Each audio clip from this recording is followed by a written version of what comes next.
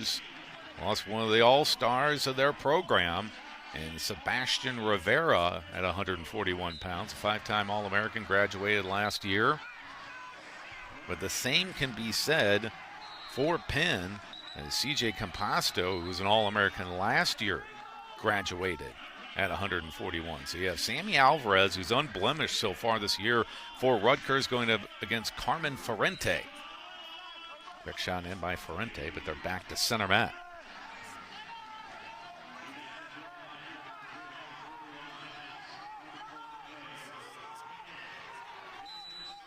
Collar tie at center mat, just underway.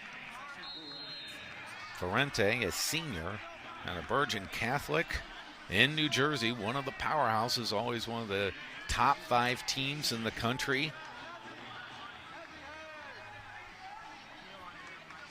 And Alvarez.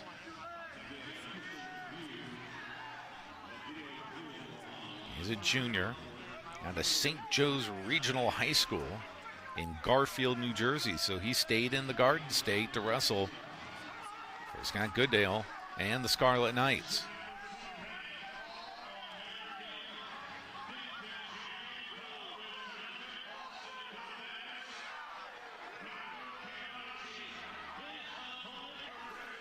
And Alvarez, he's already got a win over a ranked opponent when they took that trip out west and battled the Sun Devils of Arizona State. He beat number 19 Jesse Vasquez, got a decision 8-4.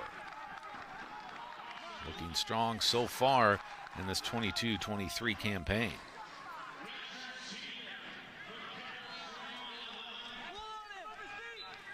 Minute left in this opening period, 141 pounds. Between Sammy Alvarez of Rutgers, he's in the all-red with the white trim, taking on Carmen Ferrante of Penn. Quakers wearing that navy blue and red combination singlet. I said Penn, they went out west, one of the toughest venues to wrestle in the country at Carver Hawkeye Arena. Lost to the number 2 Hawkeyes. That's a great experience, though, and to go up against a team like Tom Brands and company. They lost 26-11. And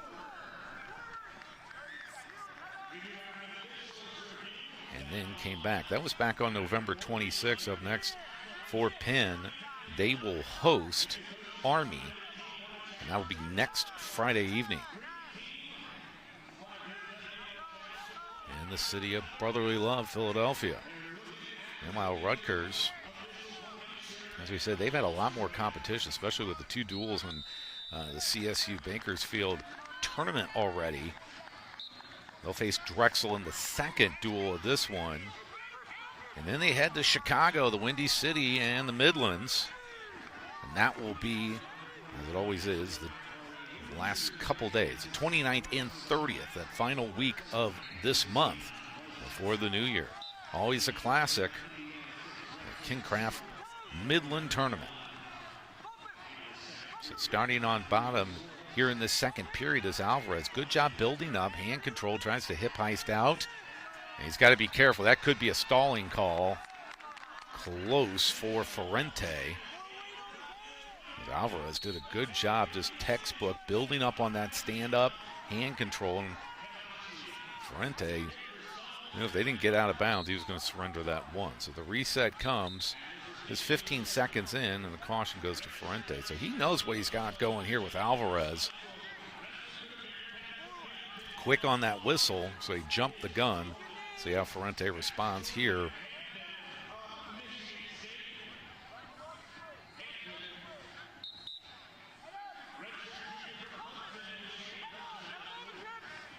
Chain wrestling by Alvarez.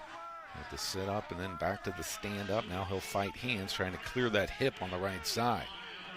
Rutgers leads this duel over the number 15 Penn Quakers. Goes out of bounds. Let's see if they hit him for stalling.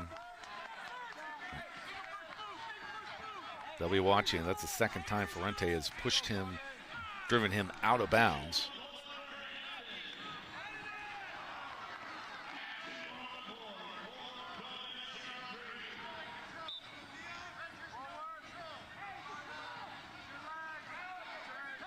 Good job by Alvarez. Back to his feet, isolates the hands, and now Ferrante surrenders the one, and Alvarez leads as we are about halfway through the second period.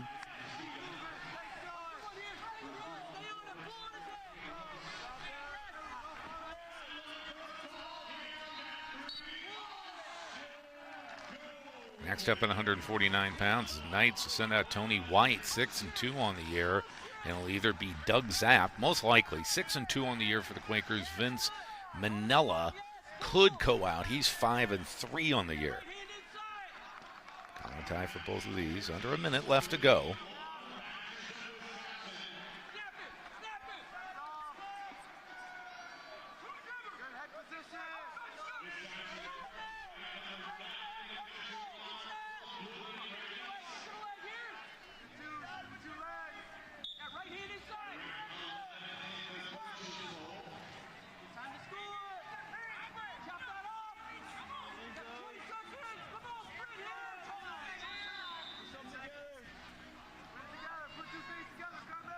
These two, his short time in the second. Good job by Alvarez. Ferrante, solid shot, but he was off balance, and now that choice goes to Ferrante, and he'll choose down just as Alvarez did to start the second.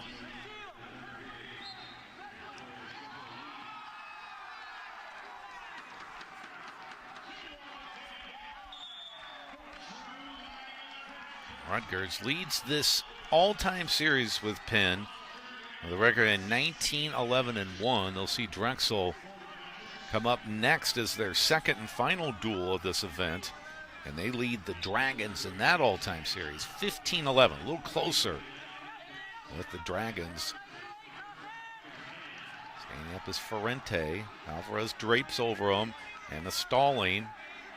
Alvarez, he'll take that stalling instead of giving up the one. See if he can get a better angle here, covering and keeping Ferrante down on the mat. But still, you don't want to waste that stalling, come back to bite you late in the match. Ferrante taking his time to get set.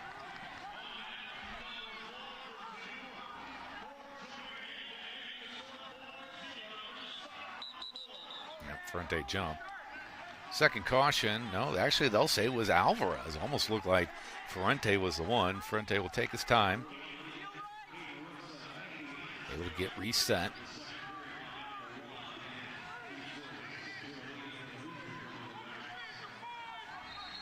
You can do that. If your opponent jumps, you can stand completely up and reset, same as in high school. And control up and away. So wasted no time to get up and out for Ferrante. 17 seconds riding time for him, so not a factor as we're a minute and a half left to go in regulation. They're knotted up at one. Took Alvarez a little bit longer. And as we said, Ferrante with that 17 seconds of riding time for Alvarez to get his escape in the second, whereas Ferrante able to work it pretty fast, back on their feet.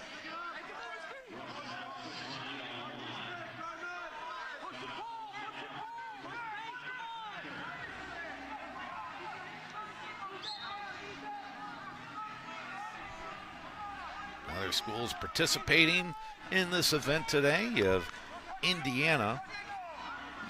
As we said, Drexel, that would be Rutgers' opponent next round. And I'm Todd Schumacher. I'll have the play-by-play of that one. Also, Wisconsin, the Badgers out of the Big Ten, right now taking on Princeton. And then it's Michigan State taking on Binghamton. So all four duels have a Big Ten opponent.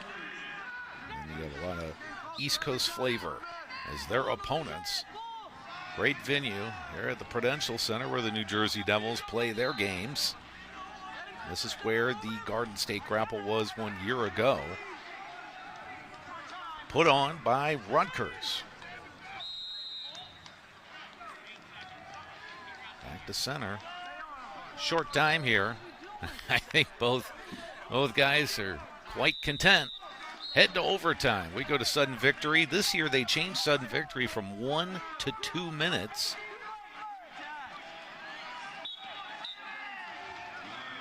Some like it, some don't. Gives a little more time to secure that takedown. As we know, college is a lot different from high school in terms of how fast you can secure a takedown when you have a great opponent, and wasting no time, and there's the 2.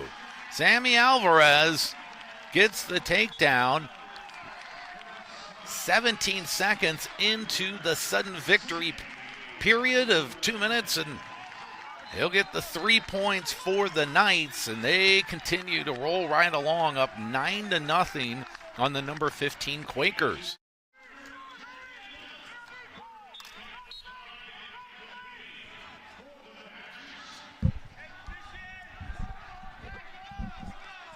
Under a minute left to go, opening frame between Heilmann and Colaiocco.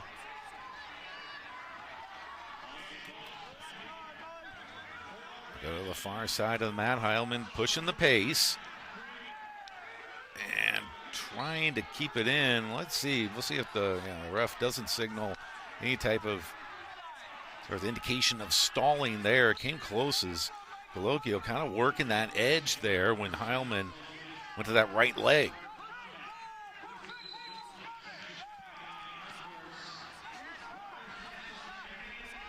Back to high up double unders for Heilmann here.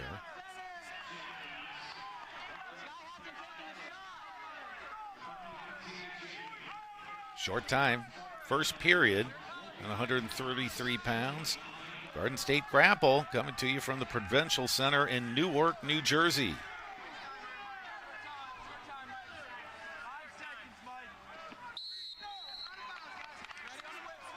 Do it. Just a couple ticks left on the clock, then we'll go to the flip. And we'll do it.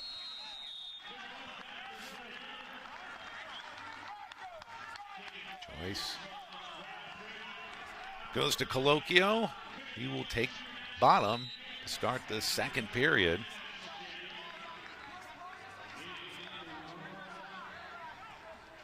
So last year, Rutgers at 133 pounds had Joe Oliveri. He was 22-11 at the end of the year, went 1-2 in Detroit at D1 Nationals. And now it is Heilmann taking that spot. Up and away is Colaiocco. Back to center, and he draws first blood in this match on the escape relatively quickly, about 8 seconds into this frame, wasted no time.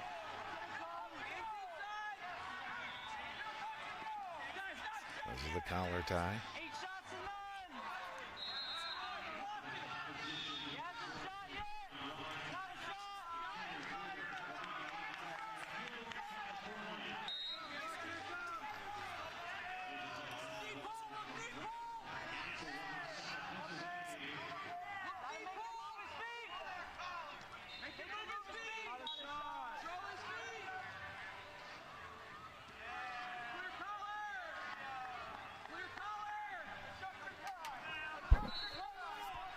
Nothing doing here in the center. Official telling him to get up, get some offense going here. And Colaiocco's headgear comes off.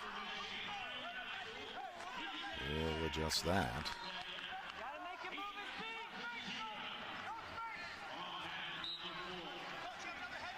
And he's going to need a change here as the official signals to the pin corner. Get some replacement headgear. Scott Goodale for the Scarlet Knights has done a great job in East Piscataway. He has over 200 wins. Just surpassed that 200 mark earlier in the season here, and we're still in the infancy of this season. And he's been there since 2007.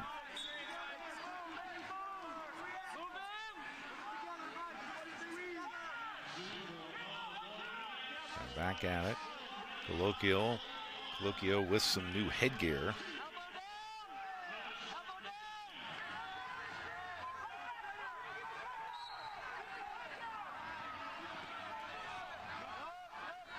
And these guys, good hand fighting, very evenly matched. It's just a one tally lead for Colaiocco.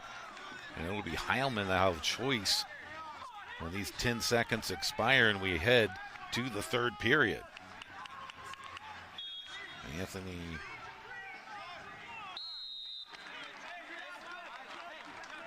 Roger Arena, the head coach for the Quakers. Heilmann chooses the down position.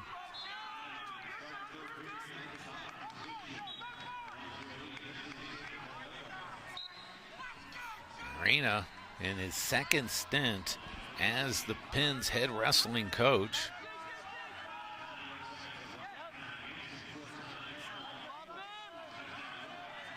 He's done a great job with this Quakers program. Anytime Colaiocco went with that claw ride, now switches off to the right, trapping that ankle. Good forward pressure out of the strap. They work towards out of bounds as Heilmann trying to angle his way back in, working to that stand-up. He's at the quad pod. Colaiocco leading by one, trying to milk it. They go out of bounds. We'll have a reset. 1:18 left on the clock.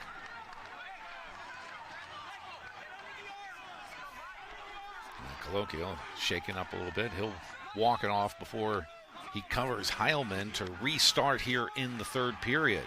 Slim 1-0 lead for the Quaker. He's been good as far as keeping that forward pressure on the hands of Heilmann. Trying to go for a cheap tilt, nothing there. Heilmann enters 8-1 and Colaiocco 6-2 on the year.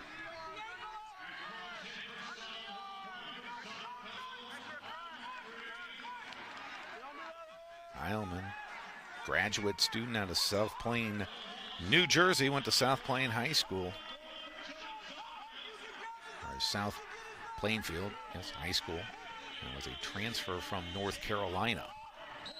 Again, looking for a cheap tilt. Colaiocco, now he's putting himself into trouble as stepping over as Heilmann. We're getting down to short time here with just about 30 seconds left to go. It's still control for Colaiocco, and now smartly just standing up. Heilmann gets his one. He's coming firing again. He's not going to just settle for overtime. They go to a whizzer 50-50, and Heilmann gets the two. Great job by Joey Heilmann. And time will expire, and the Scarlet Knight with a gutsy performance. He was down 1-0 with under a minute left to go, and Colaiocco slid off to the side, got in bad position, and it was Heilmann stepping over. And then when he saw that he may not be able to finish that reversal in close time, he just stood up, kept the pressure on, and I think Colaiocco thought, well, we're going to go to overtime. 141 pounds, it'll be Sammy Alvarez for the Scarlet Knights and Deon Pleasant for Drexel. Scarlet Knights in their usual red with white trim and the big white R across the chest, and Drexel with their usual singlets, navy blue and yellow combination with white trim.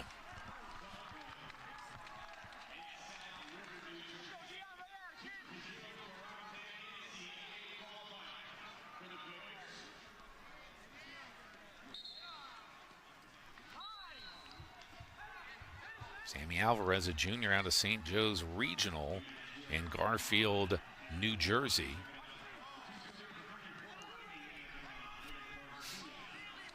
He's a 2020 NCAA qualifier. He was also a All-American second team. He played 6 at the Big Tens in 2020.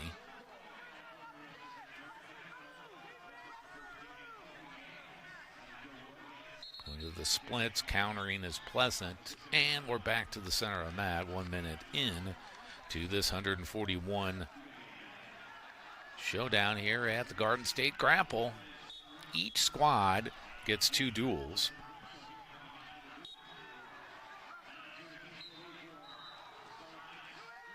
Ankle pick by Pleasant. Tries to hide his ankles. Position himself behind Alvarez. Alvarez trying to, has that right ankle. Now digs under. He's in good position to try to get high hips. Good speed by Pleasant as he bounces right back.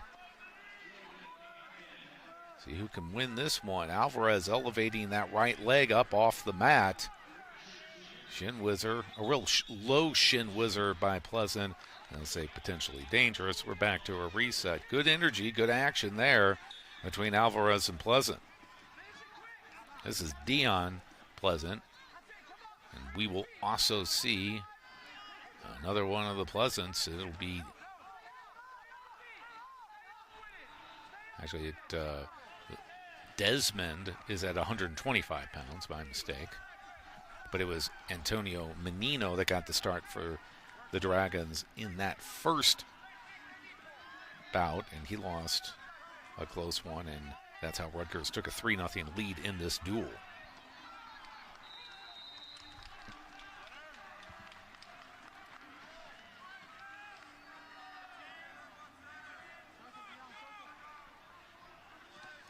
Deon Pleasant, he's out of Piscataway, New Jersey High School.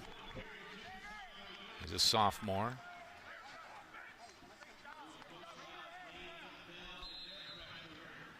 And his brother is the other Pleasant on the roster for Drexel.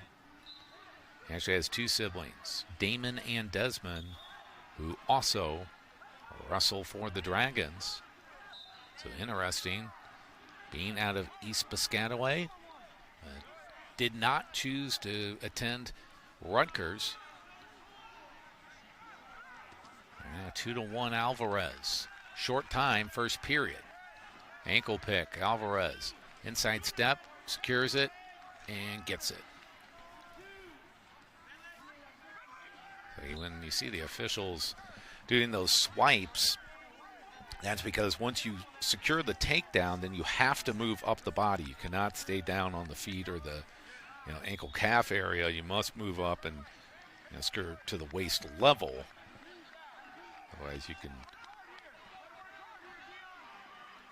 there are consequences for that. So some people, when they see that, say, well, it's not near fall. They're signaling, they're swiping their arm, but that's what they're looking for. Move up the body after securing those takedowns.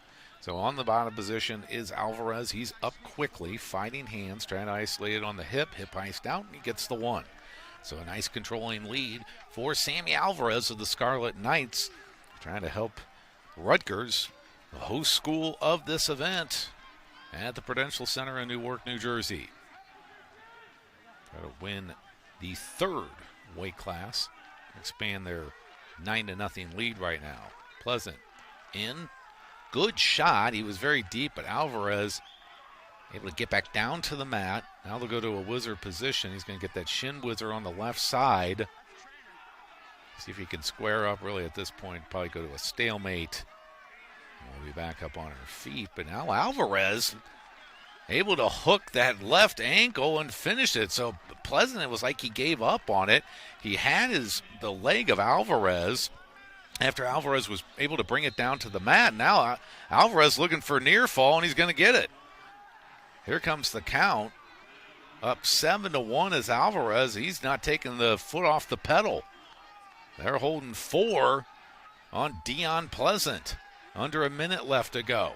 Now he'll switch to another pinning combination. Boy, he's deep under that right arm. It's all kinds of trouble for Pleasant.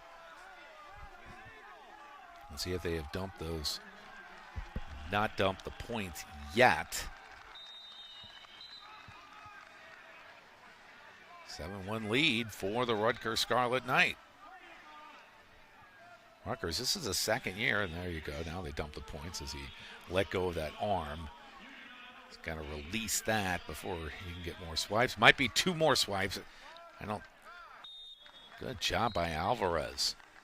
As Pleasant had that nice shot, really good job, but just didn't persist on it and stay.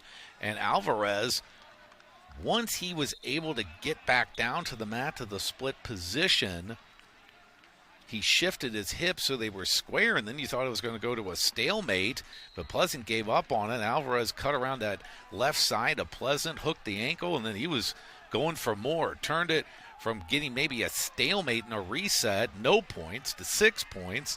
Now he's in on the leg again. Alvarez smells blood in the water and gets another 2. Up by 12, and we've just basically started the final 2 minutes of regulation. Alvarez would like nothing more. I think that's what he's going to do. He's going to cut him here, try to get those 5 team points for a technical fall. First things first. Pleasant taking his time, turning around to face him.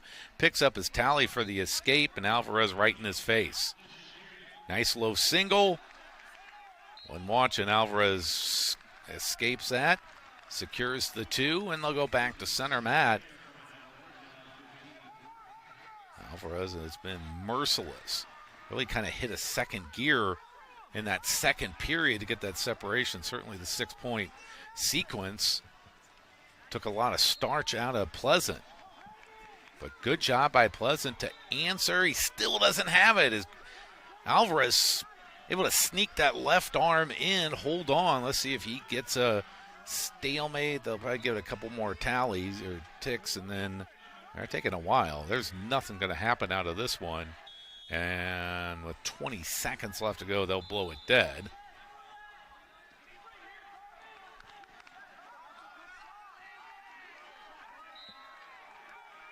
(15-3). Sammy Alvarez trying to go 2-0 today at the Prudential Center. Low single shot by Pleasant. Great counter by Alvarez. Takes him back down to the mat. Up by 14. We're under 10 seconds left to go. And Sammy Alvarez will be happy with a dominating major decision over Deon Pleasant of Drexel.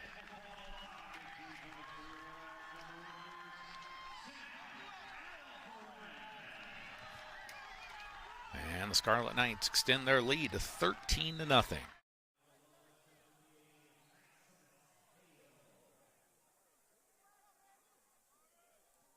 As we start the second period, Malczewski will start down here. And good shoulder roll, going to work into that overhook position. Nolan going to try not to give up the escape. And with the little lift, just takes things out of bounds there. It's a good reset by the Bearcat.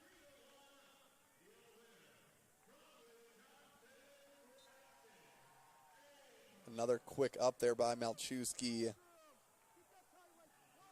And a shoulder roll attempt there, but had the arm trap. Would have been an ill-advised shoulder roll attempt had he fully committed to it. Can only get so many good shoulder roll attempts before your opponent starts to telegraph it a little bit. We'll see if we can get a mat return here by Nolan. Good mat return.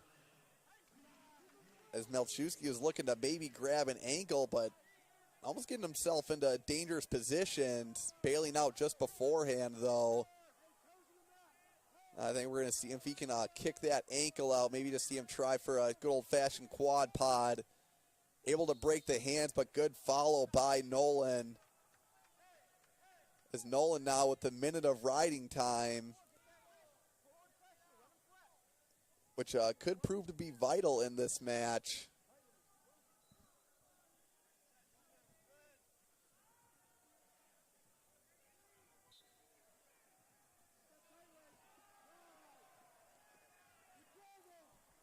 Now Nolan good at first move there. Malczewski with another shoulder roll, but almost putting himself in danger again. Nolan just playing it smart. You don't really need to follow that shoulder roll. Just let them roll through it and then wait for them on the other end, essentially. Malczewski, nice job eventually working to his feet. Try to remember 1 minute, about 1:26 of riding time for Nolan. I think that's going to end up being pretty key here as we enter the third period. Well, 15 seconds left in the second still. Don't want to count the chickens before they hatch.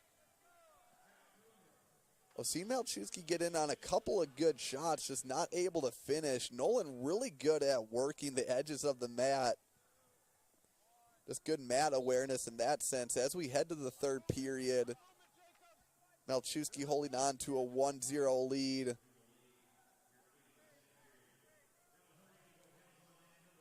But gonna need to ride for, I would say, at least 25, 30 seconds. It looks like we got a caution here. I think almost all the Spartans have got a caution while they're on top. I used to have a teammate who, he said he'd not try to get one at least every match, but he said, you know, you're afforded 3 of them.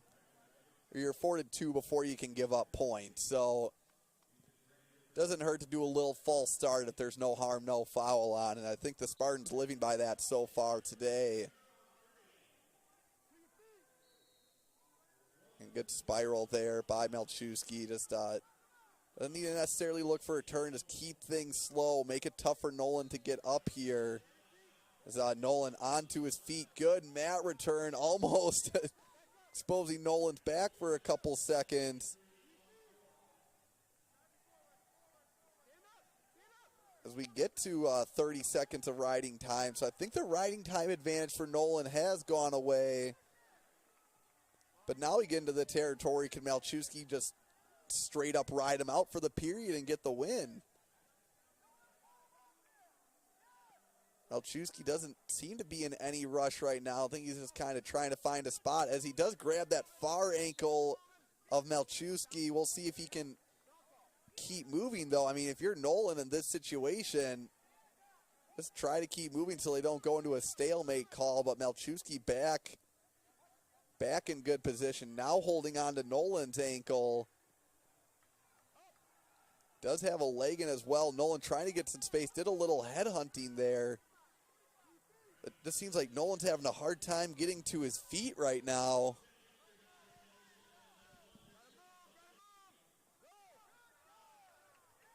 And Malczewski just with that cross body now looking for that arm.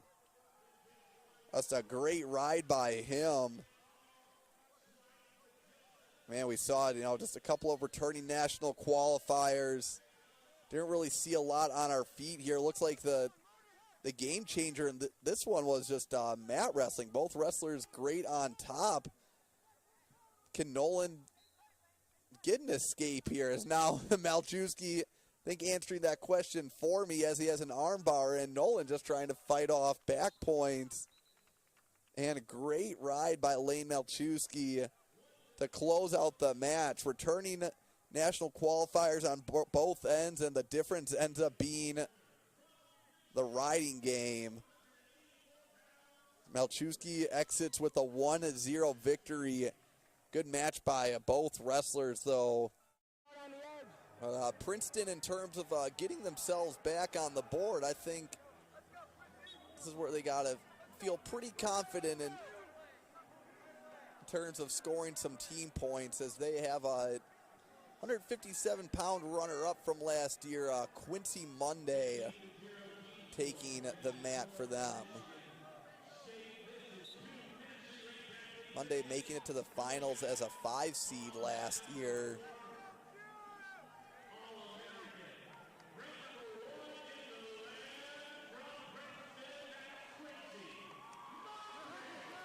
And as a senior out of Chapel Hill at North Carolina.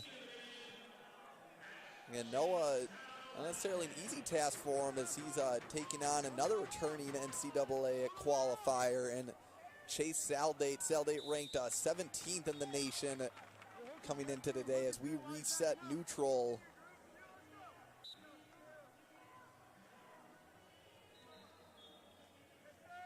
So again, I gotta say, Monday would probably be the favorite in this sense, but again, if you're Saldate, and especially at this level of college wrestling, can't count yourself out of any match. It's Monday in on a single leg here. Saldate looking to switch.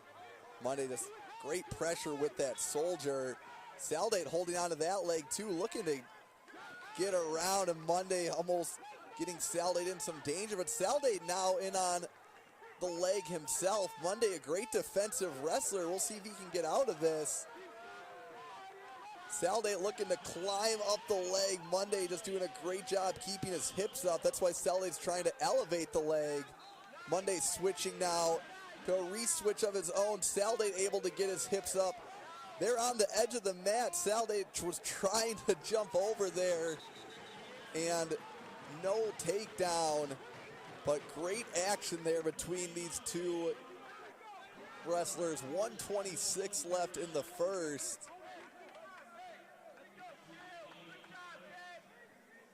As we'll reset in the middle, both wrestlers on their feet.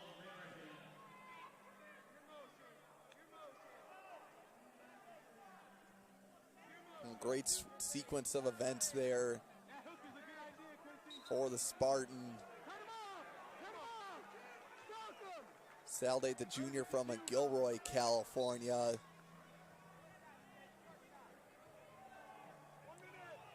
Like I said, Monday, great defensive wrestlers we got to see there. Saldate got himself in good position a couple of times. Matter of finishing, that's just a whole different question in that juncture.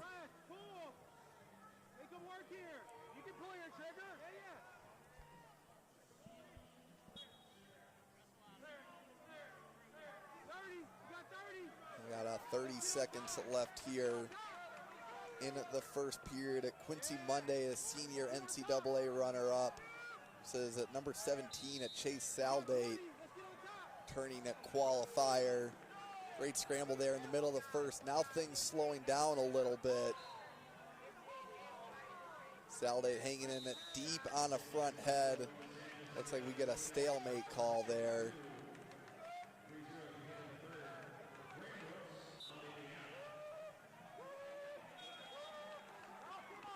Monday, another good shot attempt. Saldate is able to basically jump away from it, and we'll head to the second period. Things knotted up 0-0. Monday looking to get the Princeton Tigers on the board in this duel, as a Michigan State currently up a 15-0.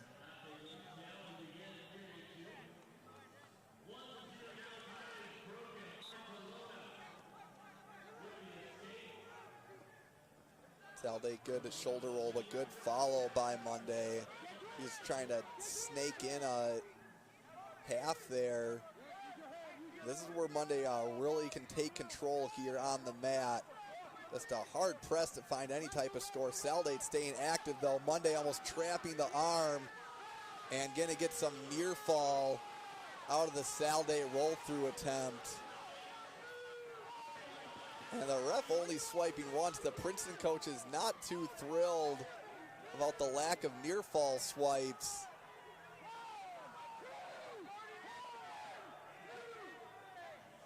Princeton coach is counting for the official right now with what they think should be near fall swipes. Monday just gonna hang in tight there, make slow adjustments.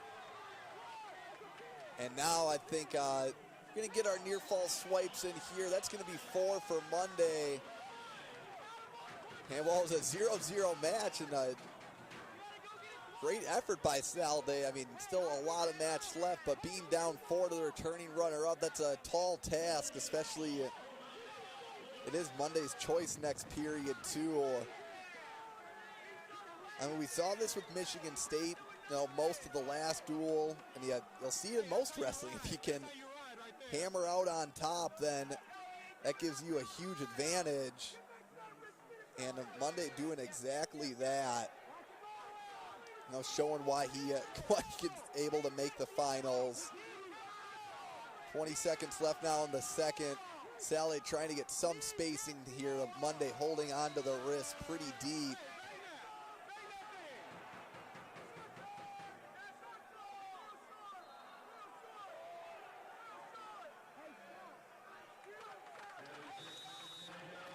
We'll head to the third period. Well, it was a 0-0 match just 2 minutes ago.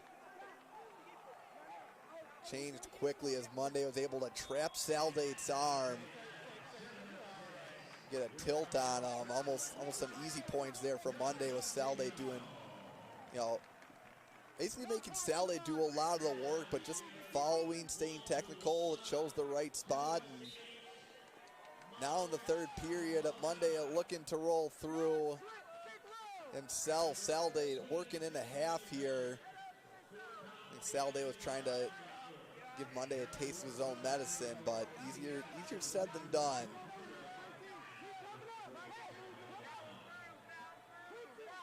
And Princeton coach is looking maybe for a potential stall call here.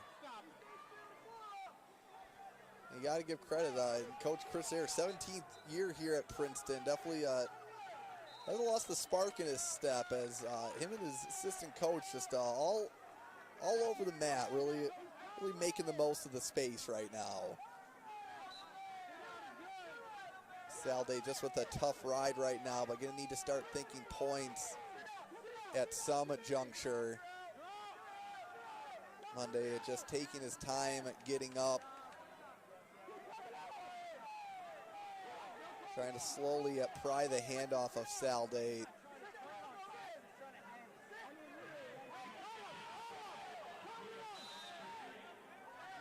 And we get can't see what the call was from the officials.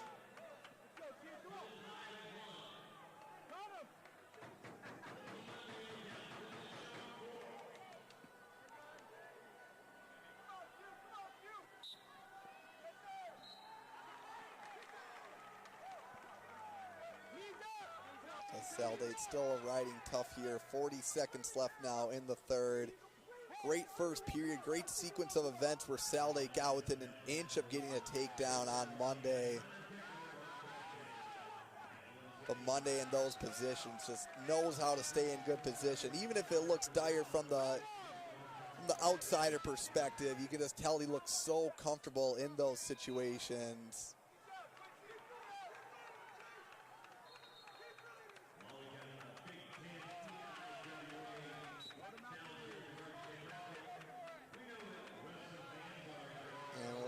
Close out the third period here. Monday does get the escape at the end of the third.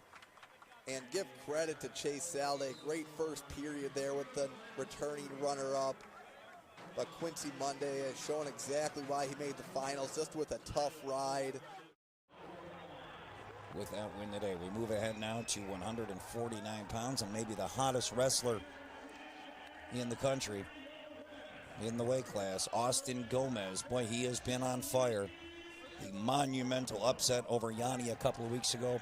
Followed it up at the All-Star Meet win over Sasso, Ohio State a few days later. All cylinders firing right now for Austin Gomez as he tries to keep the momentum going on his season against Rocco Camillaci, the freshman of Hilton, New York.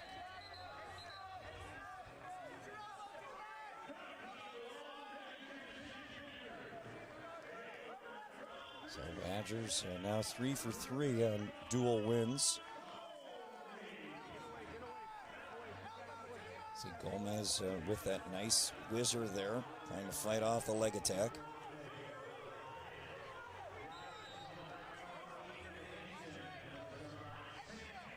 Surprised the officials haven't blown the stalemate, and now they do. So we'll go back to neutral here. Good shot attempt there by the Princeton freshman.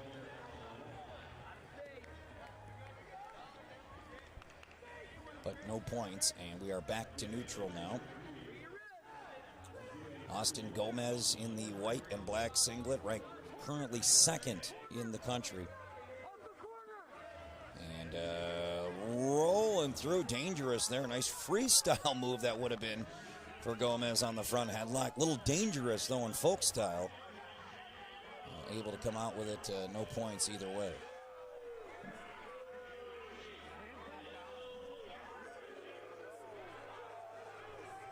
And, well, you see this. They are really only the forehead of the Princeton wrestler still on the mat. You talk about being liberal with these officials being out of bounds. I know I love one of the biggest changes from high school or youth wrestling to college is how the officials let you use the edge of the mat. That was to the most extreme I think I've ever seen. I think the strap of the headgear was the only thing left on the mat, yet the officials let him continue on. That's why there's the literal definition of wrestle till you hear a whistle. Camillaci, the freshman, I give him credit.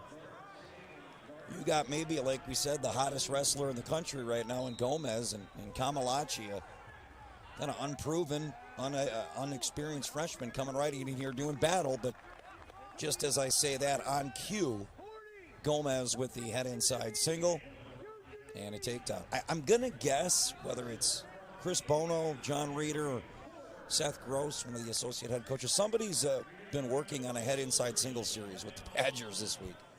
That is 4 in a row of takedowns by the Badgers here today. 4 straight matches with a head inside single. That has certainly been the move du jour today for the Wisconsin Badgers, and it has worked well. Wisconsin up 13-0, and if you're Princeton, points in college dual meets, you don't see too many pins, you don't see too many techs.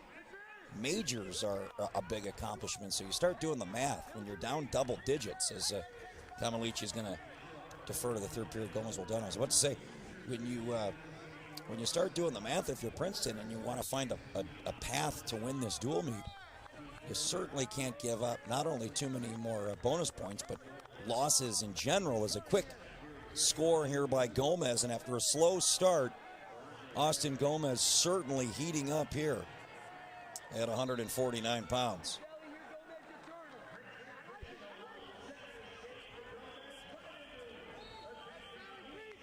Now Gomez hot to finish last year, winning the Big Ten tournament. Brought him to a 3 seed at the NCAAs before ultimately finishing 4th and picking up All-American status. And the former Iowa State transfer has certainly lived up to the hype since he made the move from Ames, Iowa, up here to Madison, Wisconsin.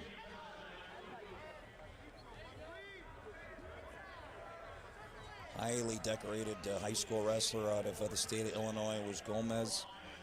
Again, originally started his collegiate career at Iowa State. Injuries derailed. It looked like the career maybe had come to an end after some serious injuries for Gomez, but got healthy, had that extra COVID year where it was such a bizarre year for the sport of wrestling, where there's very little, if at all, wrestling. And in his 2 full seasons here at Wisconsin, he has certainly been as advertised. All-American his first year with the Badgers, and this year certainly looks to be on path to being another All-American. There's an escape after the conceded point from Gomez. I was about to say, certainly appears to be on path to be another All-American. And when you knock off maybe the most dominant, certainly one of the most dominant college wrestlers of the last 5-10 years in Yanni D, as now Gomez working for the fall on that whip over. Well, we've seen Wisconsin. There it is, the fall. Austin Gomez just continues to electrify college wrestling fans. My goodness, he is having himself a season. And the Badgers are having themselves a day here at the Garden State Grapple. How about 19-0 against Princeton, as we already move up to 165 pounds. One of the best in the land at 165 pounds. The very talented sophomore for Wisconsin, Deon Hamiti, returning All-American, currently ranked 5th in the country. Look at this, though. Princeton coming right out with a double, now dropping down to a single leg here.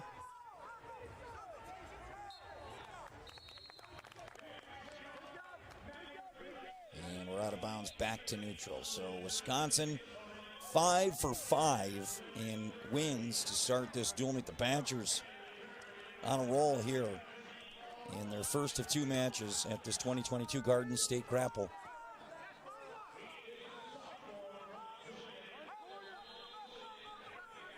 Of course, Wisconsin and Penn coming up when we're done with this dual meet. Try and get you some updates on the other matches around the Prudential Center here with Rutgers, Michigan State, and Indiana, Binghamton, Penn, and Drexel, the opponents.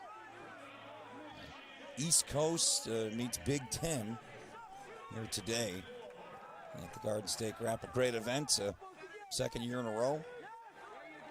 Got a chance to be a part of this one last year. So there's nice Move by Hamiti on that to inside trip. He's got the one leg trying to secure that far ankle and pick up the takedown. Yeah, if I'm Hamiti, I might come to my feet, pull that wrestler back on the mat. I think that's what he's now trying. Yep, exactly. And there it is. Well done by Hamiti. That'll be a 2-point takedown. And again, when you have so much leeway on the edge of the mat in college as opposed to what you have in high school, you can really almost change your strategy a bit. And you saw it there with Hamiti. That's most of the time going to be out of bounds, or the wrestler on the scoring chance is just going to concede. But Hamiti, very smart move, knowing he had some extra room there, pulled the wrestler back, secured the takedown before they went out of bounds, and he now has a 2-0 lead.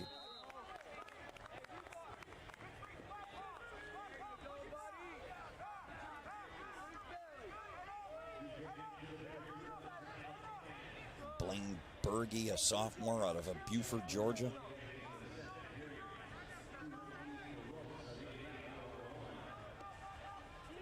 Broke into the lineup midway through last season, finished with a 6-4 record.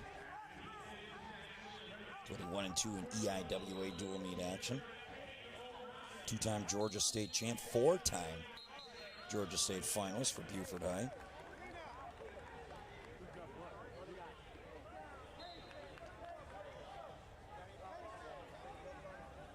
And I think we have some blood time here for Bergey. So Hamiti trying to keep the shutout intact here for Wisconsin.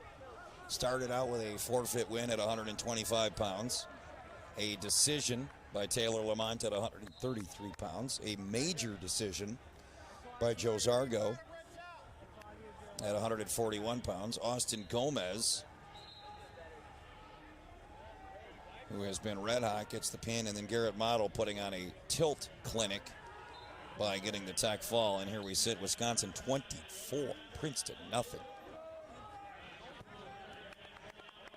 Again, to be fair to Princeton, though, you were without your top 2 wrestlers today in Monday and Glory. Now here's Hamiti with that cross-face cradle, trying to run that head to the knee. Now switching off to that Butcher, back to the cradle. Nice job there, keeping the hips in tight, trying to hook that knee or ankle, take away any post or leverage for bottom.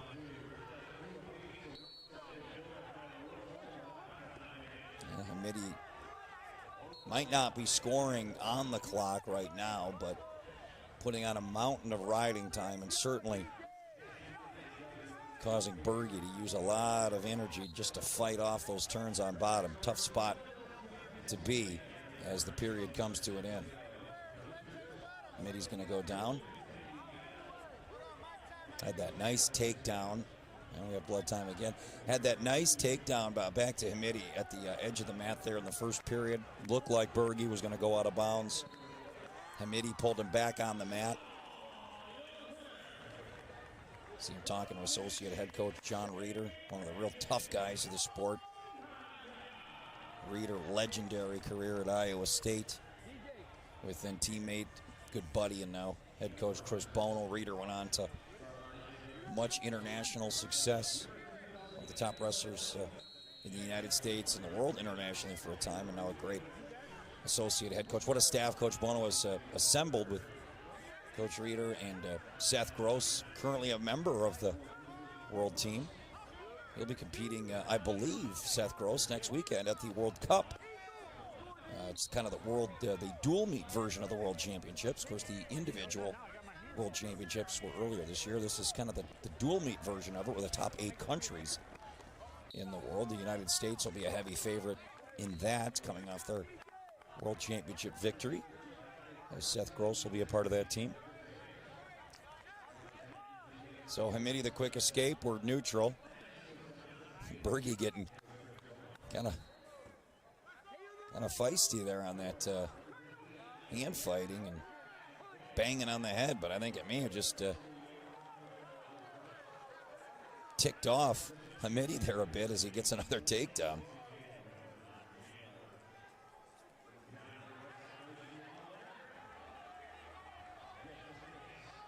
Well, very impressive today for Wisconsin. I mean, what more can you ask for? You've seen everything. You've seen a tech fall. You've seen a pin. You've seen a major. I believe, if the numbers are correct, Princeton's only led in one match, and that was briefly of the 157-pound match where there was an early takedown by the Princeton wrestler. The Badger wrestler got a quick escape takedown. So not only is Wisconsin winning the dual meet, they basically shut out Princeton this entire match, a -1 takedown. So you talk about a dominant performance by the Badgers. Take notice, Big Ten, as you know, this college schedule goes. Most teams will pack in their non-conference duels in November and December. Most teams will compete in some type of holiday tournament or event. And then once the new year hits, it's basically all conference meets. Well, there's a nice takedown by Bergey. See if that can get some momentum going here for Princeton.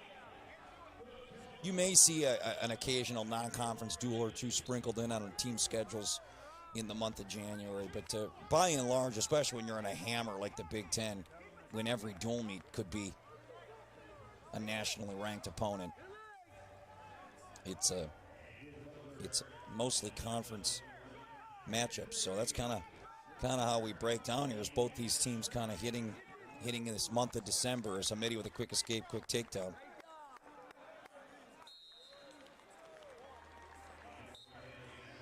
And Wisconsin, as we mentioned already, their 5th dual meet of the year. They'll get number 6 coming up in about an hour and a half's time against Penn. Big event for Wisconsin next weekend, for Wisconsin wrestling in general. Looking forward to this one, where they have 3 dual meets going on in the Fieldhouse at Madison. Division III, it'll be UW La Crosse. They'll take on Cornell of Iowa. Division II, it'll be UW Parkside against McHenry. And then Wisconsin, the D1 duel, will be taking on Drexel, one of the teams wrestling here at the Garden State Grapple. That'll be next week. Badgers will be then off until the Midlands down at Northwestern, December 29th and 30th. And then it's go time, Big Ten schedule.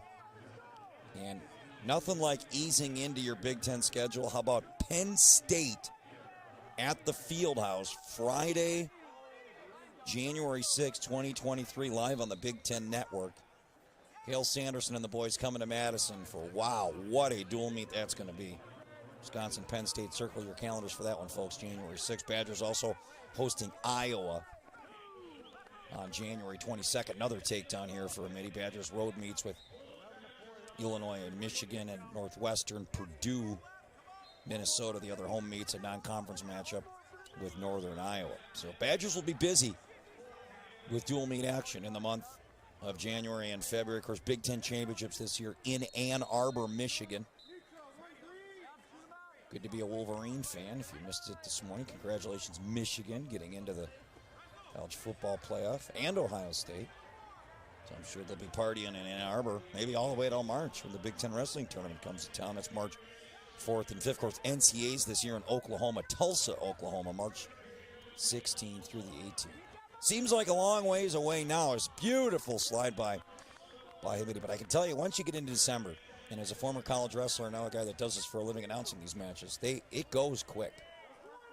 You're pretty much wrestling every Friday and Sunday for 2 months, and then boom, conference titles here, tournaments here, and then it's NCAAs. Well, much like Garrett Model in the previous match, got a kind of an early wake-up call with a takedown, and it almost kind of like it motivated the Badger wrestler to say, all right, now it's time for me to go here. And you saw Bergey with a takedown, and ever since then, Hamiti's like, yeah, I think I'm done giving you points. And it should be another dominant Badger victory here. Is Hamiti trying to close this one out, see if he decides to ride out his opponent here. Granby attempt there, and that'll do it. So Dean Hamiti keeps the Badger train rolling here in New Jersey. Well, you only need 2. There was for sure a count of 1. The question was, did Gomez secure the near fall for the 2 count? That would be, I think, the discussion. Certainly nothing more than 2. And here comes the official. No near fall. No takedown. Wow. Surprised at that. I would have for sure thought it was the 2 takedown. The question would have been, was there near fall? But not even a takedown issued. So big break here for Doug Zapf. We remain scoreless, back to our feet here in this opening period.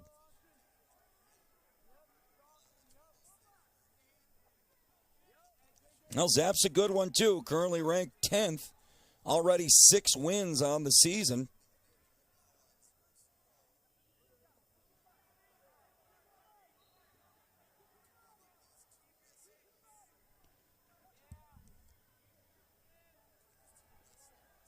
Gomez, as we mentioned, currently ranked 2nd in the country. Red hot right now, trying to keep the hot streak alive.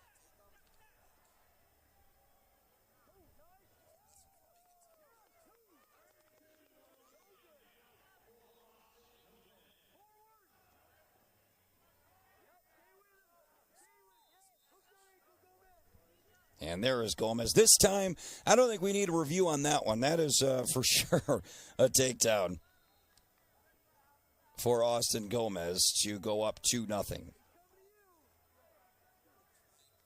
Yeah, similar start to his match this morning with Princeton. Kind of slow start, takedown late, and then just turned on the jets. Ended up dominating with the pin.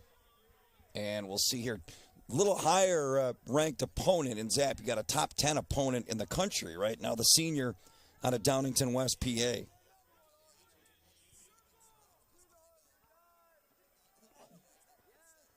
Second team All Ivy League wrestler a season ago, 17-7 for the Quakers, 6-1 in EIWA duels, and a NCAA qualifier a season ago. So he's got the credentials to hang with Gomez. The question right now is the win streak he's on, beating Yanni and Sasso in back-to-back weeks. Pretty incredible stuff, pretty impressive stuff from Austin Gomez.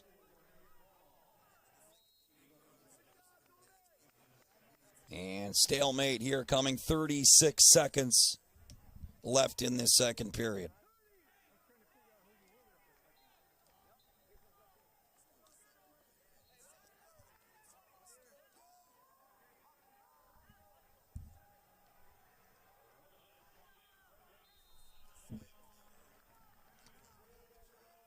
Gomez trying to keep that head up there as he works back to his feet.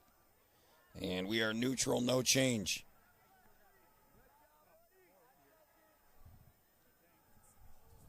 Final seconds of this opening period. The Gomez takedown, the Zapf escape is where we sit. 2-1 Gomez choice, and he will quickly elect to go down to start this second period.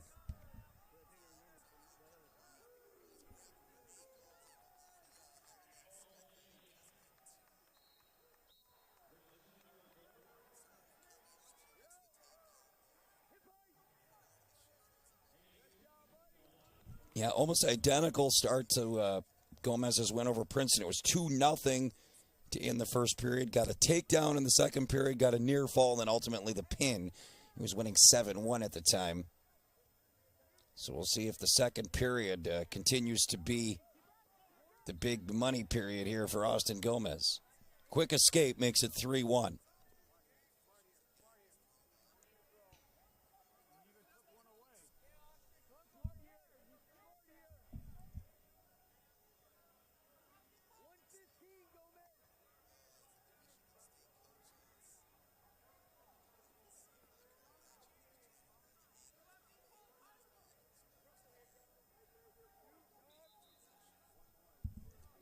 See that over-under position. We're getting another stalemate. Several stalemates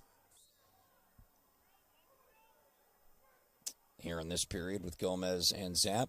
Penn and Wisconsin, 2 ranked wrestlers. 2-10 going at it right now. Nice go behind by Gomez and another takedown. Oh boy, Austin Gomez has found another level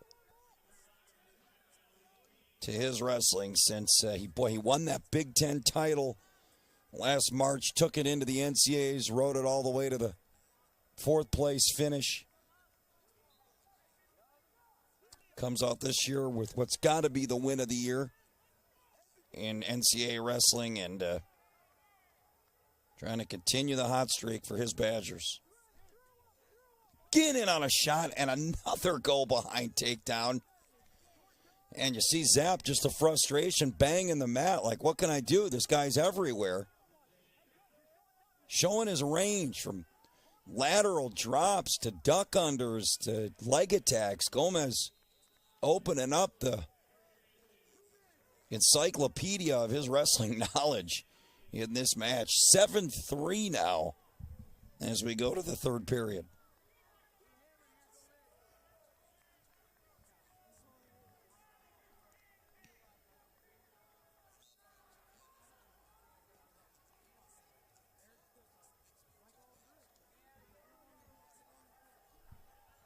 And a quick escape for Zapf, 7-4. You know, as dominant as Gomez has been, the good news here is if you're Penn, well, you get one big move, that one takedown with exposure. You feel like you're right back in this thing.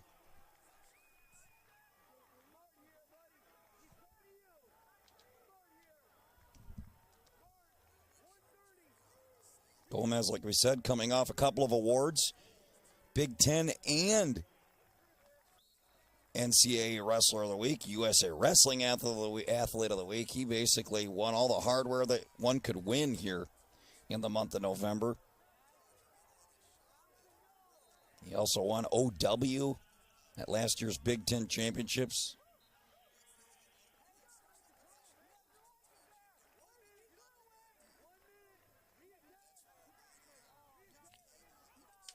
Great to see him back. Came out one of the highest touted recruits in the country out of Glenbard North High School in Illinois.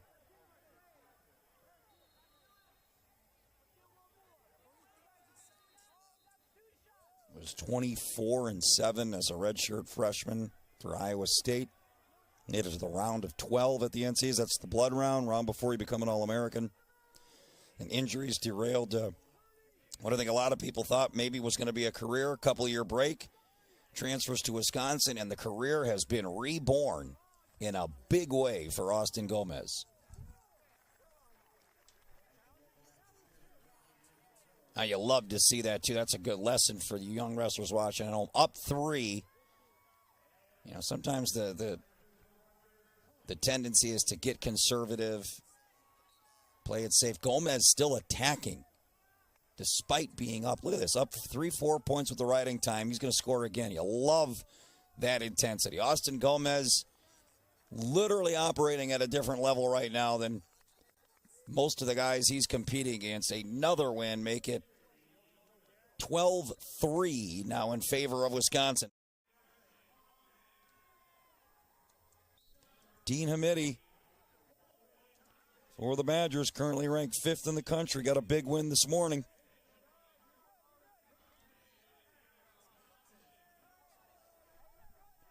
The opponent, Adam Thomson of Penn. Thompson's first start, we thought Penn had weighed in 365 pounders. Could have been Lucas Ravano. He's been their main starter at 5-4, or Jeremy Ridge at 4-2.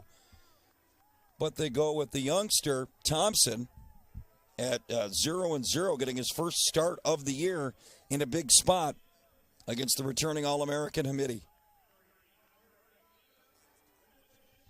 Thomson from Calgary, Alberta, Canada. Bishop Carroll High School. Great story there. Maybe you think of Canada of hockey, but there are some really good wrestlers. Actually, their international team, a couple of Olympic wrestlers, I believe, at Tokyo last summer. And Thomson finding his way from Calgary, Alberta, Canada, to the University of Pennsylvania. Nice counter there by Hamiti.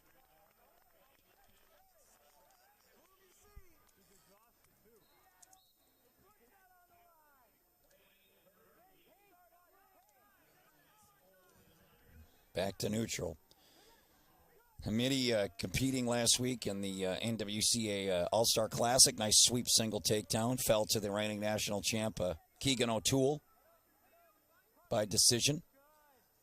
Ironically enough, O'Toole went to high school in Wisconsin, but now wrestles for Missouri collegiately. Hamiti went to high school in Illinois and now wrestles for Wisconsin.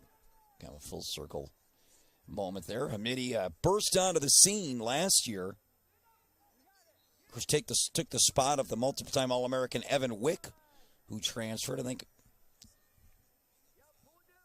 the thought was that probably Hamiti would have redshirted last year, as it would have been Wick's senior year. Wick decides to transfer, so Hamiti steps in as a true freshman and right away becomes an All-American. So obviously pulling the red shirt was the right call, as Hamiti in year one finds his way on the podium at the NCAAs and certainly now ranked in the top 5.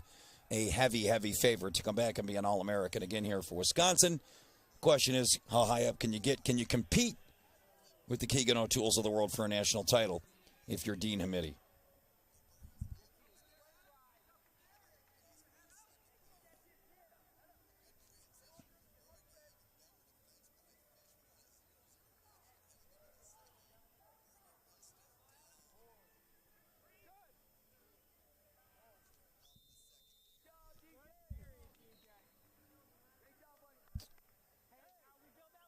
First period, Hamiti with a lengthy riding time after that beautiful textbook sweep single.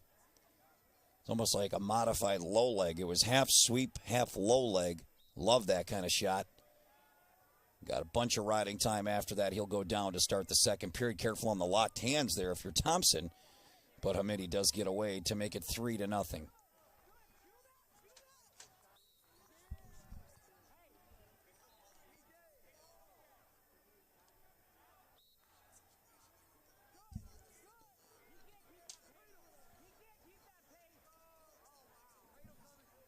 Shot attempt coming here by Thomson. That might be one you wish you had back. I know coaches always talk about don't just shoot for the sake of shooting, have a purpose. I think that was one that Thomson just kind of diving in there at the legs, and Hamiti made him pay. You wrestle someone as good as Dean Hamiti, you take a bad shot. I'd say nothing's 100%, but boy, high 90s. Guy like Hamiti is going to score off a bad shot. And he did there.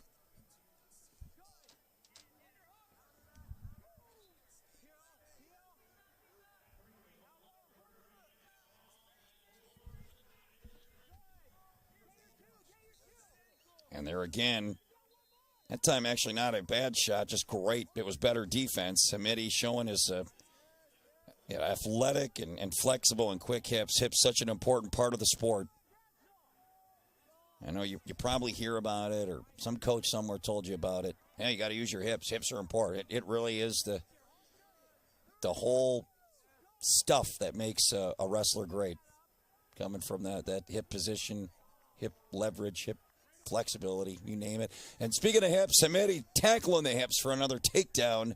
Now Dean Hamiti thinking about bonus points, major decision, or maybe more with a period plus here as Hamiti goes to work on top.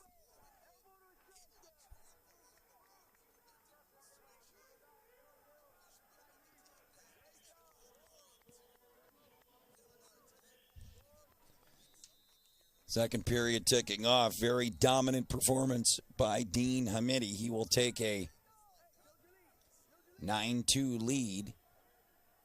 Riding point all but sewn up. So I think Thomson wisely said, let's just go neutral. Give Thomson credit. He did have a couple of nice shot attempts there. Hamiti's just so good on the leg defense. And here comes Thomson to get on that sweep single. Oh, look at, talk about hips. That's just something, folks, you don't teach. That is just God-given, innate, ridiculous ability for Dean Hamiti to step over and get that takedown in near fall, and now he's a takedown away from a tech fall. Wow. That is all world type stuff there. And here's the Turk coming. 2 more points will do it here for Hamiti.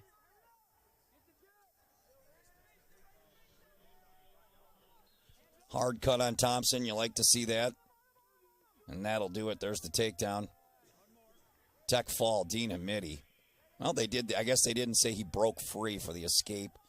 Should have probably been a call. Once your hands are off, the wrestler should be one. I don't think it's going to matter much. Well, maybe it will as Thomson fights that off. I was just saying, I thought that was the match-ending takedown right there.